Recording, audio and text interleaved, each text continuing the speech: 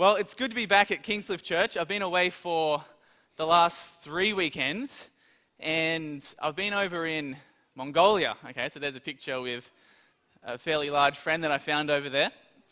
And so we went over with, there was a team of 4 of us, and we went to a little town near UB in Mongolia. I mean, a mission trip where we're doing some community work, and working with the local church there in an evangelistic series as well, which was really, really exciting. And maybe there'll be a possibility to go back there. We're not sure yet, but I was really impressed with the church there.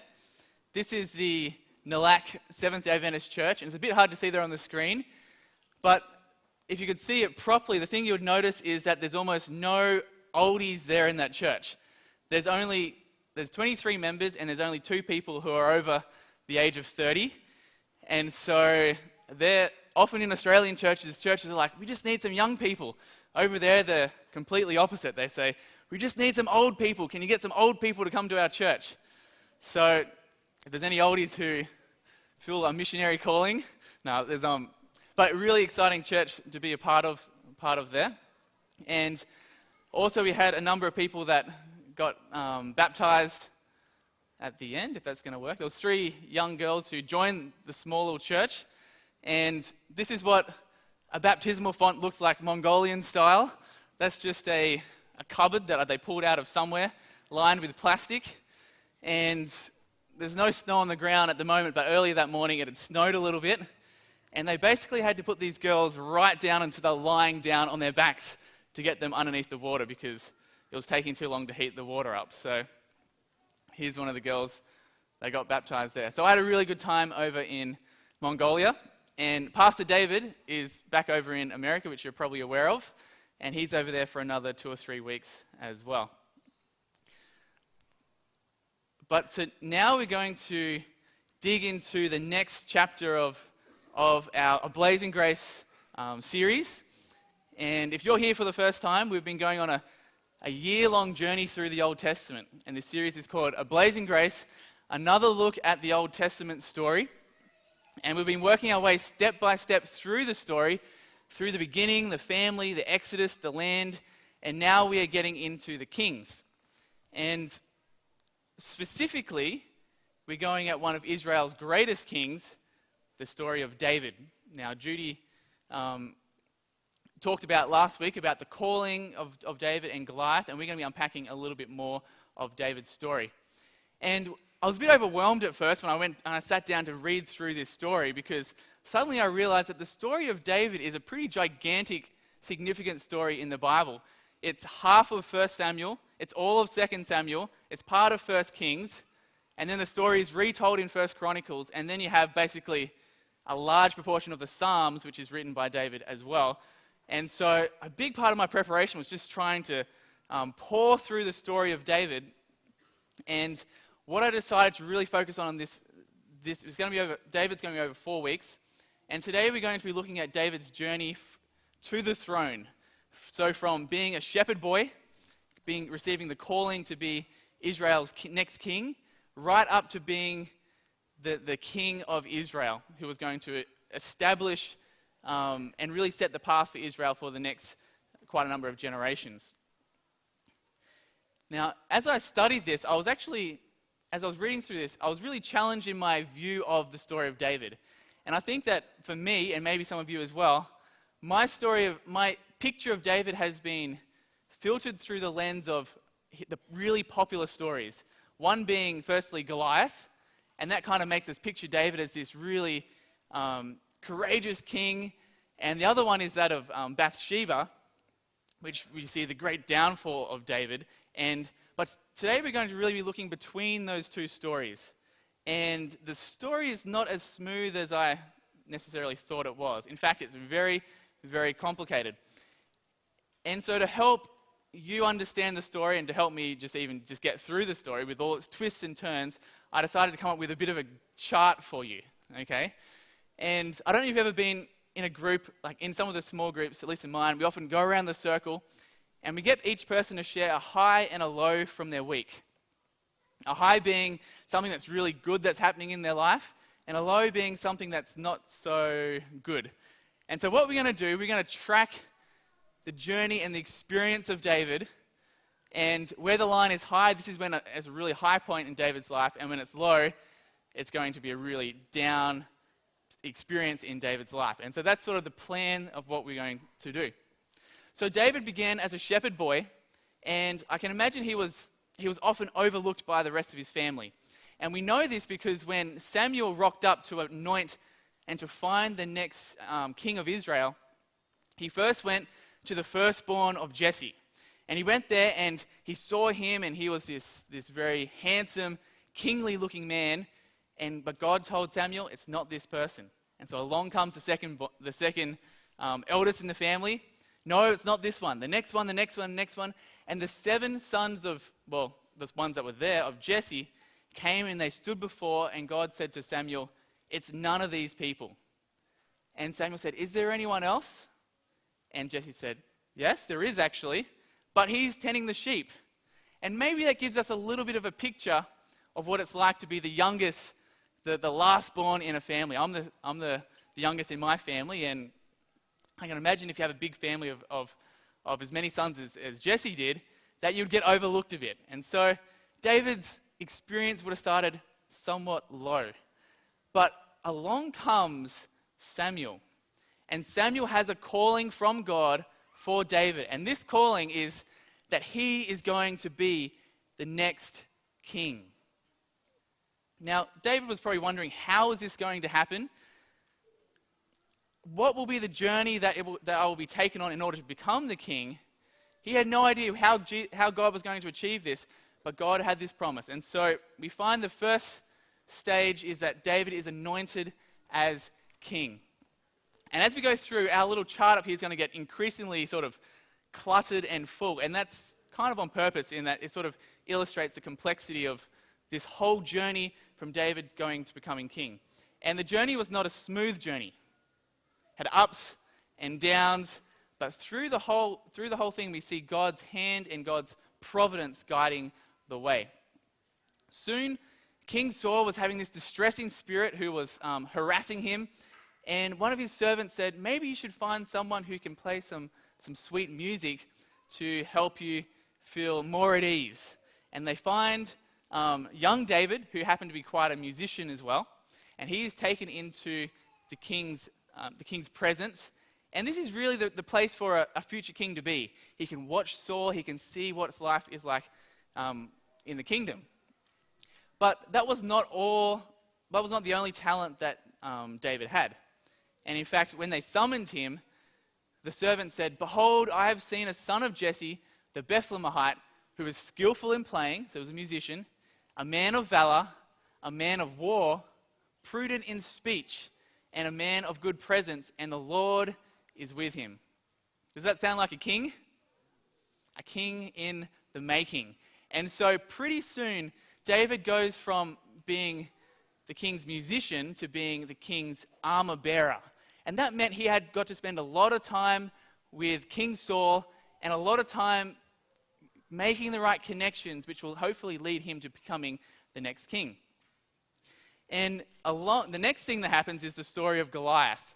Now, if there was anything that would establish someone as being on the path to being a king, it would be a situation like this. Here is a young boy without a sword, without armor, where all the odds are against him, and yet in God's help, he slays the great Philistine champion, Goliath. And the story is actually kind of a little bit gruesome, because at the end of it,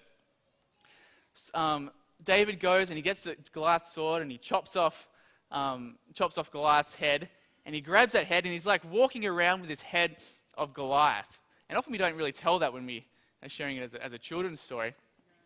And Saul's looking at this man and he's wondering, whose son is this man?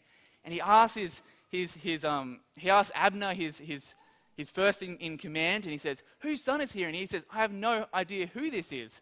And so they summon him in, and in walks David. You can just imagine him like holding the hair of Goliath, just his head, and he walks in just this wild scene, and he says, I am the son of Jesse. And so this sort of starts to establish David as this we often think of him just playing on the harp, don't we? But here he's like this real sort of almost violent warrior man who's just got this like bleeding head in his hand. And so after this happens, David starts to go on with the army out in order to fight against the Philistines and the enemy. And time after time, we see that David is successful. And it's like God has his hand upon David and God has his blessing upon David. And whatever he touches turns to gold. Kind of a little bit like Joseph that we learnt about earlier in the year. And he's successful. And pretty soon, Saul sets him over the army. And so he's leading the army into battle, and he's being victorious everywhere that he goes. And he comes back one day, and the women come out with their tambourines, and they're so excited, and they start singing praises and songs of joy and to these army men who are coming back. And the song they start singing is, Saul has killed his thousands, but David has killed his 10,000s. And we see when this is said, when these songs are sung about that David, this is really a high moment for David. If there was ever a time when he was in a position to be in line for the throne, this was it. He spent time with the king. The people love him. The people are chanting his praises. And he is in a position to take over the kingdom of Israel. But there's one obstacle left. And that obstacle is King Saul. And Saul looks at David, and just like everyone else, he sees a king in the making. And this fills Saul with fear, with jealousy, and with anger. And pretty soon we see that things start to go downhill for David. And one day David's there playing the harp, singing a nice little lullaby to King Saul, probably no head in his hand.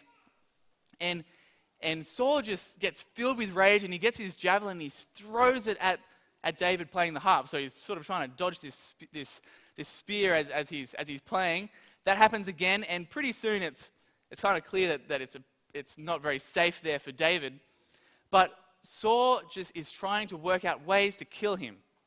And so he comes up with a plot. And his plot is to offer David his daughter in marriage. You might be thinking, how is that going to get rid of Saul? Well, Saul brings in David and says, because you've been so successful and because you're so loved by the people, I want to give you my daughter in marriage. And he says, there is going to be no bride price except 100 foreskins of the Philistines. Now this is a pretty wild part of the story. And basically what Saul is thinking, he's thinking, David's going to go, he's going to go into battle, and he's going to get killed. Kind of like what David does later in the story with Uriah. But David says, I will not kill 100 men for you, but I'll kill 200. And so David goes to battle, and he comes back with the bride price, and he lays it at Saul's feet. I don't know if he put it in the treasury of the kingdom or what he did with it, but it's just this ugly, violent sort of a scene. And Saul's plan did not go to plan. And once again, David sees himself on another high. And now he's married to the king's daughter. And he is a part of the king's family. And he is one step closer to the throne. But Saul's not finished. And Saul meets with his men. He meets with Jonathan, his son, and he says, we're going to try and kill David. And so next time, once again, Saul is David's playing the harp, and Saul's there listening, but not in just relaxing, but he's getting filled with rage, and he gets his spear, and he throws it at David now for the third time, and David realizes, no, I'm going to flee this, and I'm going to flee for my life. So he runs off, and as he's fleeing, he goes to a number of different places, but he goes in and he finds safety with Samuel. So Samuel was the prophet who's still alive at this point, and he's really highly respected. And David finds safety with Samuel. However, Saul doesn't give up, and he sends some of his servants to go and to take David and to bring him back. And do you remember what happens to the servants? They go there, and when they get there, instead of being able to capture David, they all start prophesying. And Saul is furious at this, and he sends another lot of soldiers, and they start prophesying as well. And eventually Saul says, you know what, I'm going to go and do this job myself. If they can't do it, I'm going to go. And so Saul goes there, and he goes to Samuel and David, and he starts prophesying as well. And in fact, the Bible says that he strips off his clothes, and for a whole day and a whole night, Saul just lays there prophesying. Now, I don't know what happened if that sort of thing happened in this church. Would we go home and say, wow, God is really showed up today? It would be a pretty freaky sort of a sight, but that's what happens. And Saul is basically completely incapacitated in his attempts to take hold of this David. And so, after this, Jonathan, who's great friends with very close to David and the son of Saul, he thinks, you know what, maybe it's safe and maybe it's time for David to come back. And so he tells David, and he says, just come back, David. If the king gets angry at you, if he's gonna do anything, he's gonna tell me first, because Saul does nothing without telling me before he does it. And if I find out that you're in danger, I'll tell you and you can go. But David's not happy with that, and pretty soon, so David, they come up with this plan to see what's really in the heart of King Saul. Is it a safe place to come back?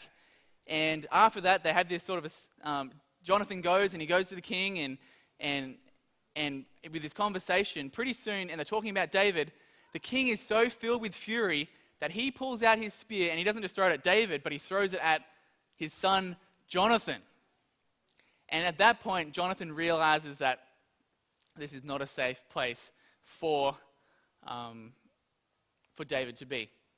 And so Jonathan is speared, not to death, but he misses him, but he's speared. And again, we see that David is getting lower and lower and lower. And he's fleeing, and he goes to Gath. Now, do you remember who was from Gath? Goliath was from Gath. So here, the great champion who David slung to death with a sling, now David is so scared from his own people that he flees to the enemy. And he gets there, and they're a little bit suspicious of this man that they've heard being sung about.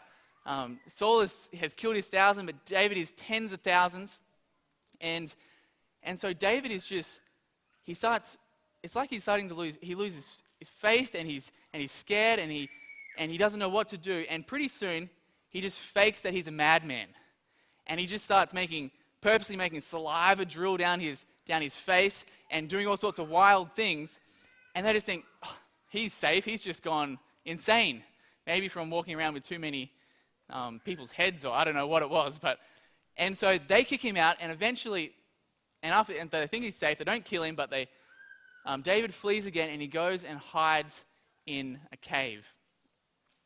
Now, earlier in the story, everything was going well for David, but now we see that David's pathway to the throne is getting more and more complicated and unlikely. And while David is in the cave and fleeing to the next wilderness and then to the next cave, Saul is on his tail. The situation happens where, which you might be familiar with this part of this. This is another one of the famous parts of the story, where David and his 400 or so men are hiding in the cave, and along comes Saul to relieve himself. And it's kind of a bit of a funny situation and he doesn't get more vulnerable than that when you're going to the toilet. And Saul is in there in the cave, and David and all his men are in the back of the cave, and they see him there, and they realize, they think that maybe this is how we're going to get our victory. But what does David do? He says, "This is the Lord's anointed." And if God has set this man up as a king, it is up to God to remove him. And so David goes, cuts off the part of his cloak, and when he leaves, he walks out and waves it and says, David, look, I'm not trying to kill you. Why are you chasing me? And so after that, things go kind of seem safe again. So Saul's vulnerable. He's in the cave. And after that, we see another situation.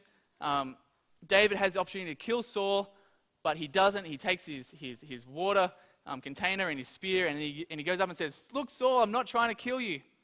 And Saul kind of repents, but David knows that he hasn't really repented. And so then David flees. And when David flees this time, he goes into what is probably the lowest point of his life. And he goes to the Philistines, and he goes back to the enemy. And he's over at the enemy, and he's got his own own little town where his men are. And he has this big deception that he starts pulling. The king there, he tells the king, I'm going to go fight against the Israelites. And the king's like, yes. And then basically David goes, he wipes out some little area of the Philistines. He leaves no survivors. And he comes back and says, oh, it went really well. And so he builds up this rapport with this king. But in the process, he kind of is deceiving, and he's kind of probably losing a bit of his faith. And he's staying with the Philistines, deception. And then he ends up in this really awkward situation. The Philistines, including that king, they go to war against Saul and Israel, and they want to take David along with him. And so he's kind of like, he doesn't want to lose face with the Philistines. He doesn't want to fight against his own people. What's going to happen with that? And eventually, the Philistines kick him out anyway, so he's not wanted by his own people. Now he's not wanted by the enemy, and he's sent home, and he gets home, and his city, has been taken captive, and it's been destroyed. Worse than that, his wives have been taken off, and his own men then turn on David, and they want to stone him. And he finds that he has nothing now, and he couldn't be further away from the throne if he tried. But afterwards, God starts to work situations to bring him back up towards the throne. And we see Saul dies in that battle, and after this, there's a fairly clean, well, wouldn't say clean, because there was another, he was made king in Judah, but then there was a rival king, civil war, all sorts of murder plots, and then eventually, David is made king of Israel. And if you see at the end, the graph doesn't keep going up, it kind of goes down, and that's a bit of a hint of what's going to happen next week. Now, the reason that I've got this all shown here is to show that when we follow God's plan for our life, it's not always straightforward. And I've got up here on the screen, just because God is directing your life doesn't mean it won't be a roller coaster. Have you experienced roller coasters in your own life? And sometimes it makes us think, is God really in this? If I'm in such a low situation, where is God? What happened to those promises that God gave us? And I think David would have had plenty of opportunities to think this sort of things. He lived most of his life as a fugitive. And so what we learn from David's story is that if we give our life to God, if we surrender to him, it's not necessarily going to be easy. And it's not necessarily going to be smooth. Maybe it'll look something like this. But the encouraging thing is, if our life does look something like that, if we do find ourselves in the lowest of the low sort of a situation, that we can take courage that God is still in control and God is still leading in our lives. But of all the story, in David's messy, chaotic, roller coaster life, there is one constant all the way through. And that is David's relationship with God. His life is super high, then it's super low, then it's super high, then it's super low. But all the way along, David takes God with him and takes him as his ever-present friend. And I'm going to give you a little bit an example of what I've got up here. David's relationship with God was characterized by. Here is what David's relationship looked like that was able to sustain him and was able to take him right through this roller coaster of a life. And the first thing was David's relationship with God was characterized by constant communication. And if you read through the story, you'll see something that is repeated over and over again. In 1 Samuel 23 verse 1 it says, when David was told, look, the Philistines are fighting against Keilah and are looting the threshing floors, it says, that's David, he inquired of the Lord, saying, shall I go and attack the Philistines? And the Lord answered him. And so he inquires of the Lord. In 1 Samuel 23:4, once again David inquired of the Lord, and the Lord answered him. In 2 Samuel 2:1, in the course of time, David inquired of the Lord. In 5:19, so David inquired of the Lord. In 5:22, now there was a famine in the days of David, and David sought the face of the Lord. Unlike a lot of the other kings and a lot of other people in the biblical story, one of the things that characterized David was whenever he got to a low point, and also when he was at his high points, he always turned to God, he inquired of God, he communicated of God, and I think we have an important lesson for our lives in that as well. The second characteristic was David recognized that God is the only truly safe place. There are many things that David could have relied upon. He could have relied upon his own military abilities, and he had those. He could have relied upon his band of fugitives that he took around with him, and they were pretty good warriors, but they probably wouldn't have got the job done always. He could have relied upon the strongholds in the mountains and the caves that he took refuge in, and he did in some degree rely upon those things, but ultimately David relied upon the only true safe thing to rely upon, and that was God. And we see this clearly come out when we go to the Psalms. And I wanted you to turn with me in your Bibles to Psalms 34. And it's really amazing that Melissa just happened to do her children's story on this very psalm. And so I want to show you a couple things in the Psalms. Psalm 34. And all the Psalms that we're going to look at are taken from the story that we've just unpacked now. When David's fleeing, when he's hiding, when he's afraid. All the Psalms that we're going to look at come out of those situations. And we're going to see where David's really placed his trust. And the first one is Psalm 34. And Psalm 34 begins, if you look at the heading of Psalm 34, it says, of David, when he changed his behavior before Abimelech so that he drove him out and he went away. So this psalm was composed sometime near when he was faking to be a madman when he was fleeing for his life. And if you read verse 7, it says, he writes this, the angel of the Lord encamps around those who fear him and delivers them. Read verse 10. The young lion suffers want and hunger, but those who seek the Lord lack no good thing. Can you imagine writing those words when you're fleeing from your life? Verse 18. The Lord is near to the brokenhearted and saves the crushed in spirit. Verse 19. Many are the afflictions of the righteous, but the Lord delivers them from them all. Here we see someone who truly was trusting in God as his only refuge. Turn across to Psalm 56. Psalm 56. 56, if you read at the heading, it says, to the choir master, according to the dove on far off terebinths, that's what the song was written to, Matkim of David, when the Philistines seized him in Gath. Remember, this is when Gath, where Goliath was from, when David went there. And this is what David writes, verse 8. You have kept count of my tossings and put my tears in your bottle. Are they not in your book? What beautiful words that he writes. Verse 11. In God I trust. I shall not be afraid. What can man do to me? He's trusting in God. Let's look at the next psalm. Psalm 57. It says, of David when he fled from Saul in the cave. So this is a situation where he's hiding in the cave with all of his band of men. Verse 1.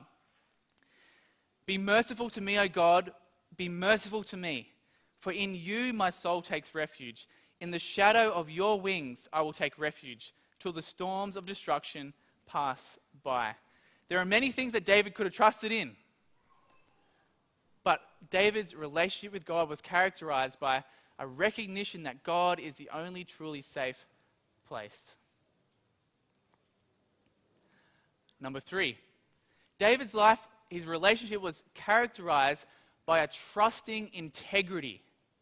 You see, it was one thing for David to trust that God was going to make him king, but it was another thing to follow God down paths that took him places that made it more and more unlikely that he would become king. Think of the moment when David was in the cave and Saul is there relieving himself. For David, this was an opportunity for him to take the promises of God into his own hands. This was a time for David to say, God has promised I'll be king, and this is how I will become king. But David's integrity would not allow him to do that. And David had so much faith in God and was so trusting in God that he maintained his integrity even when it seemed like it would make his becoming king impossible. And it reminds me of people like Abraham. Remember, God gave Abraham a promise that he would be the father of a great nation. And what was the problem? He didn't have any children. And so he took it into his own hands. He got Ishmael, his wife's servant, and had a child with her.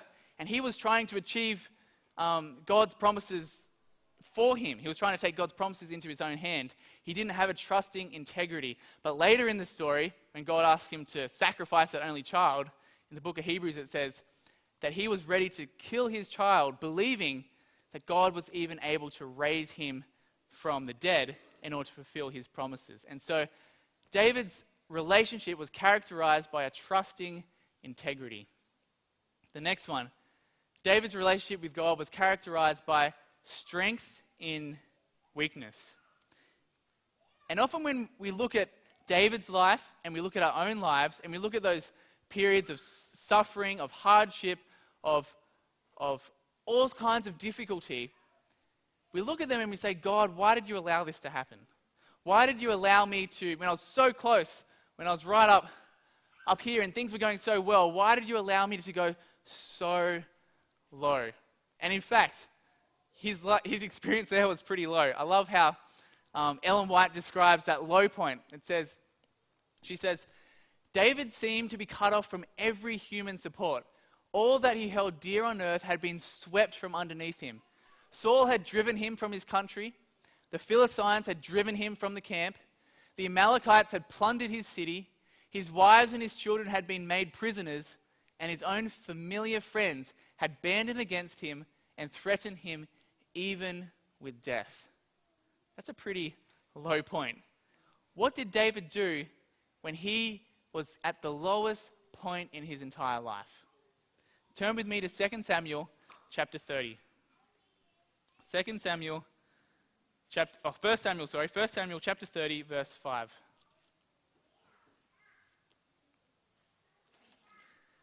1 Samuel chapter 30 and verse 5, it says, just give me a moment to find it. 1 Samuel chapter 30, verse 5 says, David's 2 wives also had been taken captive, describing the situation. Verse 6, and David was greatly distressed, for the people spoke of stoning him, because all the people were bitter in soul, each of his sons and daughters. But this is the important part at the end. It says, but David strengthened himself in the Lord his God. So when David was at the lowest of his low, when every sort of support was taken away from him, he couldn't rely on his own people. He couldn't rely on the enemy. His own family had abandoned him. His own warriors had turned on him. At that point in his life, he was strengthened in God. And maybe there's some people here today who are finding themselves in a similar situation like that. And the solution is when we're in those situations, we need to cling all the more closely to God. And it reminds me of Paul. When he was in a similar situation, when he was struggling, and he eventually came to this conclusion. He said, for the sake of Christ then, I am content with weaknesses, insults, hardships, persecutions, and calamities. And doesn't that describe David's life? Paul said, I am content with those things. For when I am weak, then I am strong. And that was the experience of David. When he was at his absolute weakest, he sought God and he was made strong. Strength in weakness. David's relationship with God was also characterized by praise in the midst of hardship. And when we read through the Psalms, we see this shining so clearly. And let's go back to some of the Psalms that we just looked at. Let's go to Psalm 34. Turn your Bibles to Psalm 34.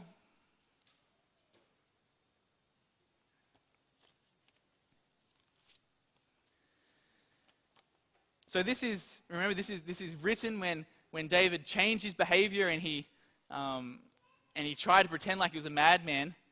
And the psalm begins like this. So in this moment, he sits down and he pens these words. I will bless the Lord at all times. His praise shall continually be in my mouth. Let's look at 57. Across to 57. This is when Saul is in the cave. David is in the cave. And in verse 6, this is what David says. He says, they set a net for my steps. My soul was bowed down. They dug a pit in my way, but they have fallen into it themselves. All these people have been against him. But he says, my heart is steadfast, O God. My heart is steadfast. I will sing and make melody. Awake, my glory. Awake, O harp and lyre. I will awake the dawn. I will give thanks to you, O Lord, among the peoples. I will sing praises to you among the nations. For your steadfast love is great to the heavens, your faithfulness to the clouds. So David's relationship was characterized by praise and joy in the midst of some of the worst of hardships. And the final thing that characterized David's life was humility. At the end of all of this, David sat on the throne of Israel. And David, I can just imagine him looking back across his life, looking back to when he was that little neglected last-born child of his family looking after the sheep. He looked back across all the challenges when he was fleeing from his life, when he was so desperate that he made up lies to the priest, when he made up and did all sorts of deceiving things. And now God had forgiven him for those and had put him upon the throne. This is what David says. It says, then King David went in and sat before the Lord and said, this is after he was made king, who am I, Lord God, and what is my house that you have brought me thus far? And I believe that if we stick with God and we pursue him and we stay close to him, that at the end, it doesn't matter how much of a roller coaster our life is, we can look back and say, who am I? But God has made me the person that I am today. And so we look at the relationship that David had with God, the constant communication, the fact that he took safety in God, his trusting integrity, the strength in weakness, the praise in the midst of hardships, and the humility. May this be an encouragement to us, that if David's life was a roller coaster, and often our life's a roller coaster, maybe you look at this graph and it looks something like your life. Maybe you're in a high point. Maybe your life currently is up here and people are singing songs about you. Maybe not. Maybe you're at the low point, like down here when everyone had abandoned David. Wherever you are, maybe be like David in that in David's messy, chaotic roller coaster life, there was one constant, his relationship with God. And so the challenge today is to look at our lives and look at the walk that we have with God. Is God the person we go to first? Are we trusting in God? Are we making God our strength? Are we looking to him for our strength? Are we looking to him for our safety? And are we giving him all the glory?